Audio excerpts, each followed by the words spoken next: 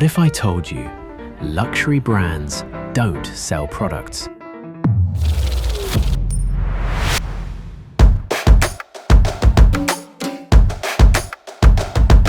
They sell something far more powerful. Not fabric, not craftsmanship, not design.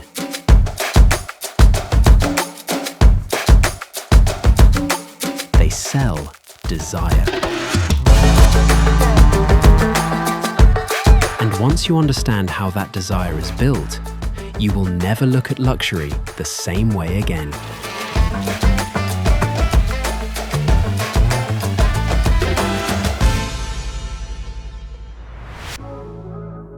We are told that luxury is about quality, better materials, better design, better craftsmanship. But that's not the real reason people spend $5,000 on a bag or $50,000 on a watch. Because in reality, many luxury products cost almost nothing more to produce than regular ones. So the question is, what are you actually paying for?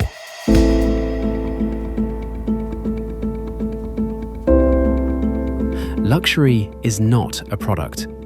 It is a system.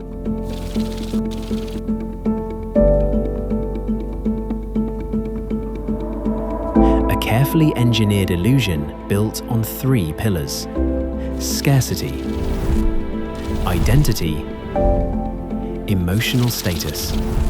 The product is just the entry point. What you are really buying is a position in a hierarchy.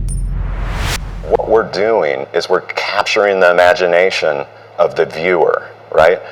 We're stirring their emotions so that they have a connection with our brand. This idea is not just a theory. It comes directly from the people running the world's most powerful luxury brands. In an interview with McKinsey, Pierre-Yves Roussel, CEO of LVMH Fashion Group, described luxury as the business of creating desire.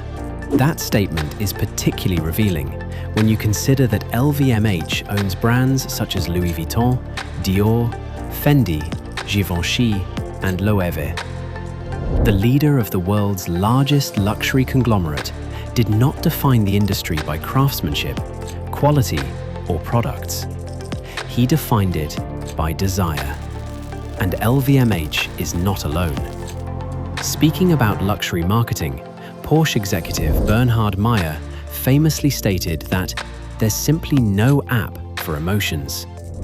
The machine doesn't change who you are, it responds to it. Control becomes instinct, power becomes calm. This isn't about speed, it's about mastery. This is not a car, it's a ritual. The message is clear.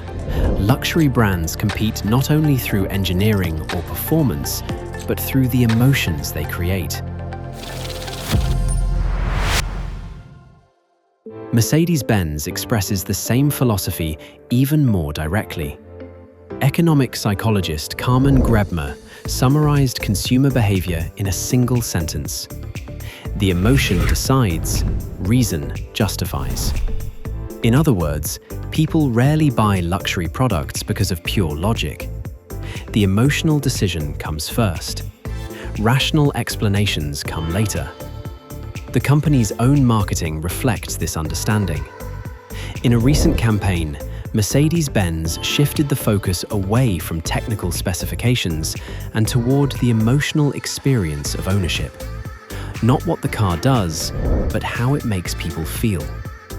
Perhaps the most fascinating evidence comes from scientific research. In a study involving Dior's J'adore fragrance, researchers found that participants rated the exact same perfume as more pleasant when they believed it was a luxury product. The fragrance itself had not changed. Only the perception had.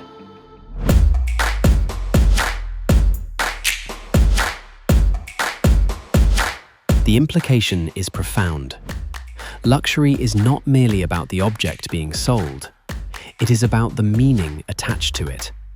The product matters, but the story, the emotion, and the desire surrounding it may matter even more.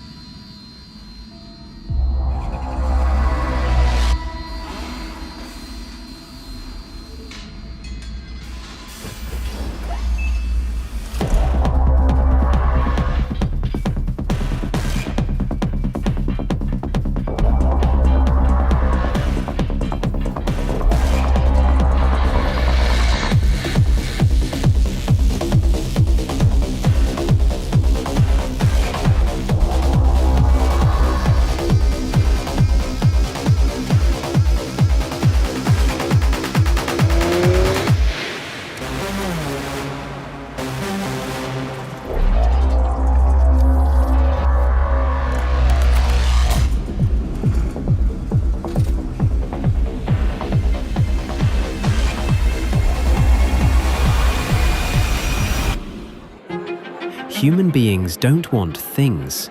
They want what other people want. This is called social proof. The more exclusive something appears, the more valuable it becomes in the human mind. This is why luxury brands do something counterintuitive. They do not try to reach everyone. They intentionally stay out of reach, because accessibility kills desire.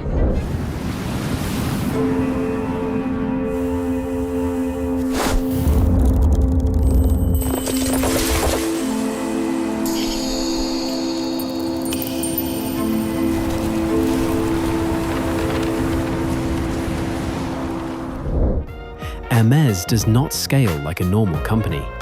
They control production on purpose, not to grow faster, but to stay limited. Rolex rarely discounts, not because they can't, but because they don't need to. And Gucci doesn't sell clothes, it sells identity.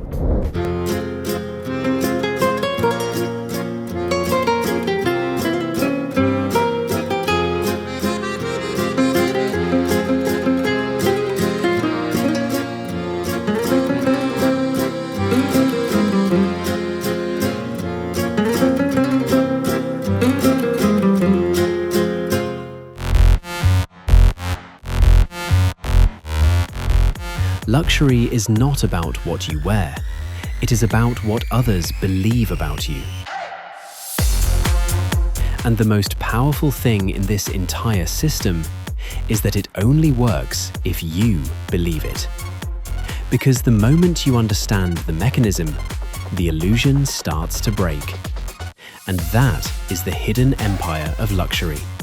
Not visible, not advertised, but everywhere.